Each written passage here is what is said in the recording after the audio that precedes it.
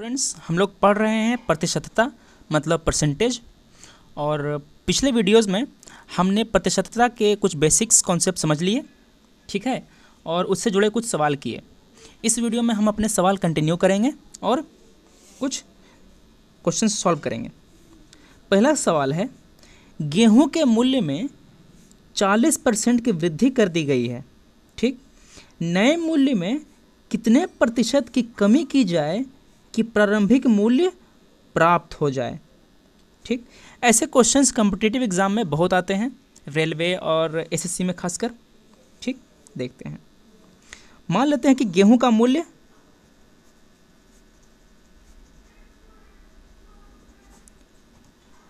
100 है, ठीक। 40% का वृद्धि कर दिया गया, तो नया मूल्य क्या हो गया? नया मूल्य हो गया 100 और 40%, है ना, 140 हो गया। यही ना हो गया मेरा नया मूल्य। मैंने 40 क्यों लिख दिया यहाँ पे? क्योंकि 100 का जो 40% होता है वो आपका 40 ही होता है, समझे। इसलिए हम लोग 100 मान करके बनाते हैं कभी कभी। या तो आप x मानिए या आप 100 मानिए। किसी किसी सवाल में अगर सहूलियत हो तो आप x मान के आपका आंसर आसानी से आता है, और किसी किसी क्वेश्चन में 100 मानने पर आपका आंसर आसानी से आता है। तो आपको दोनों तरीके मालूम होना चाहिए। आपको पता होना चाहिए कि कहाँ पे हमें x मानना है और कहाँ पे 100 मानना है।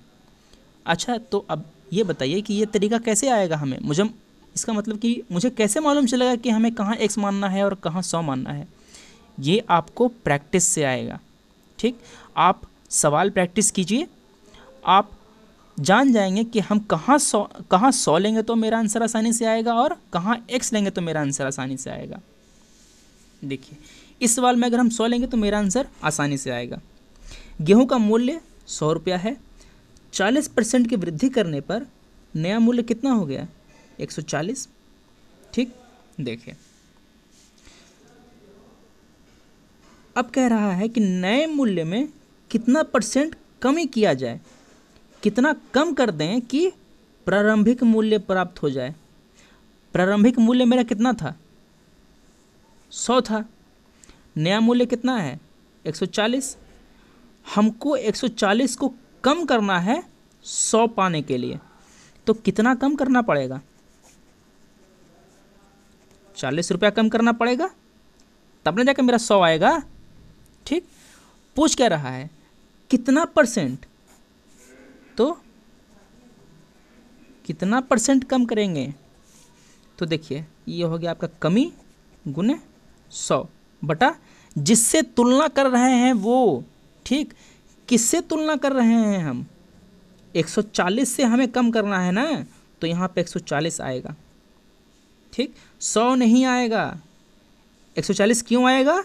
क्योंकि हमको 140 से कम करना है और 100 पर ले जाना है, ठीक। हम तुलना किससे कर रहे हैं? 140 से। कितना कमी करना था? 40। 100 का 100 रह गया और नीचे आ गया 140। काटिए, नीचे 7 ऊपर 2, 200 बटा 7, ये मेरा आएगा 28.5। मतलब मेरा 28.5% का कमी करेंगे तो मुझे प्रारंभिक मूल्य मिल जाएगा, ठीक।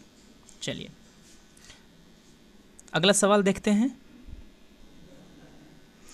एक आयत की लंबाई को 20% से बढ़ा दिया जाता है और उसकी चौड़ाई को 15% कम कर दिया जाता है, तो उसके क्षेत्रफल में प्रतिशत परिवर्तन ज्ञात कीजिए। मान लेते हैं कि आयत की लंबाई L है और चौड़ाई B है। उसका क्षेत्रफल कितना हो जाएगा? मतलब एरिया कितना हो जाएगा? L इंटू B, यही तो होगा। अब हमने क्या किया कि उसका जो लंबाई था उसको 20% से बढ़ा दिया, ठीक। चलिए, लंबाई L था मेरा, इसको 20% से बढ़ा दिया, तो क्या किया? L प्लस L का 20%, ठीक, अभी मैं इसको बड़े में बता रहा हूँ, आगे सवाल जब हम देखेंगे तो इसका जो हम अभी शॉर्ट फॉर्म निकालने वाले हैं उसको यूज़ करेंगे। देखिए एल उधर गए यहाँ पे, प्लस यहाँ आया एल का मतलब क्या, गुना 20%, 20/100। ठीक, देखिए एल एल कॉमन निकाल लीजिए, यहाँ बचा 1 + 20/100, कितना आया, ये आया मेरा 120/100 एल। ठीक, देख रहे हैं इसको। अगर आगे से कहेगा कि लंबाई को 20% से बढ़ा दिया जाता है तो हम सीधे मानेंगे कि वो एल से 120L/100 हो जाता है।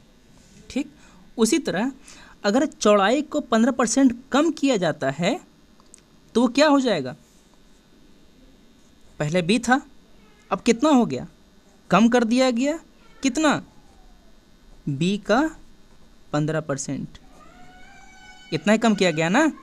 तो देखिए b भी दोनों में कॉमन निकाल लीजिए, इधर बच गया 1 माइनस इधर आ गया 15/100, कितना आया ये वाला, 100 - 15/100,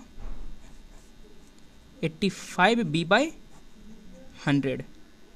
देख रहे हैं, अगर 20% से बढ़ाते हैं तो 100 + 20 होता है, अगर 15% से कम करते हैं तो 100 - 15 होता है, मतलब 85 होता है।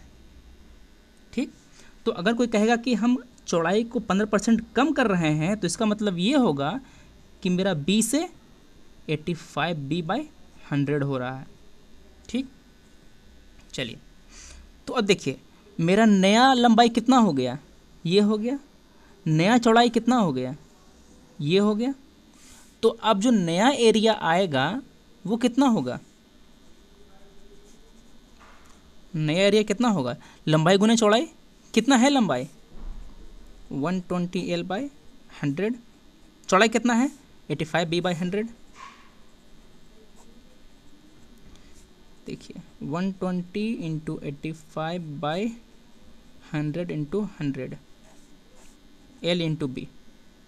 ठीक, इसको निकालिए मत, ठीक है, क्योंकि जब हम अभी मेरा नया एरिया आया, क्या निकालना है सवाल में मुझे, सवाल में मुझे निकालना है एरिया में परिवर्तन।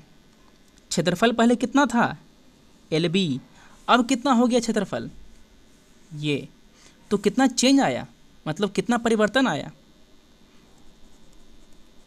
परिवर्तन कितना आया। देखिए इसको में से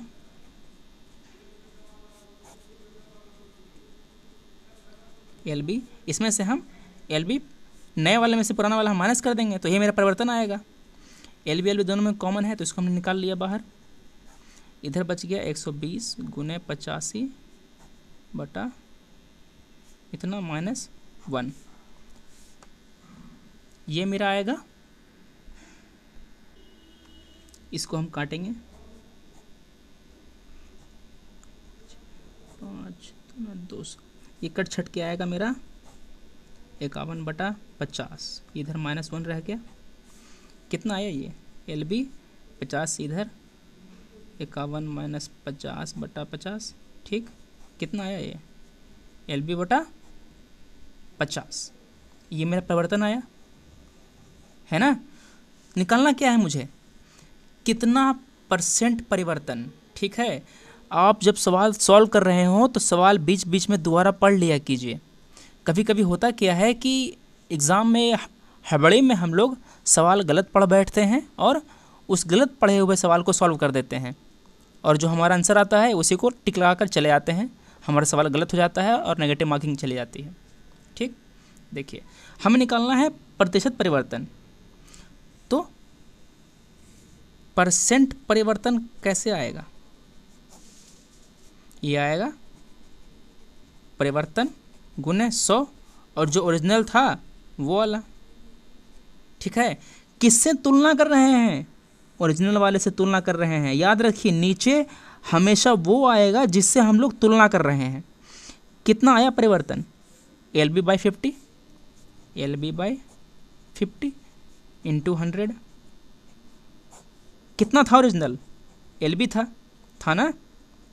देखिए LB इंटू 100, ये 50 था नीचे चला गया, 50 इंटू LB नीचे था वही रह गया, LB से LB कट गया, 50 से चला गया इधर 2, मतलब कि मेरा 2% चेंज आया।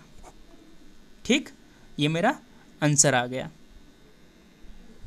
अगले वीडियो में हम लोग कुछ और सवाल करेंगे और आपसे अनुरोध है कि इन सब सवालों को इस वीडियो के ख़त्म होने के बाद आप खुद से दोबारा सॉल्व कीजिए, ठीक है,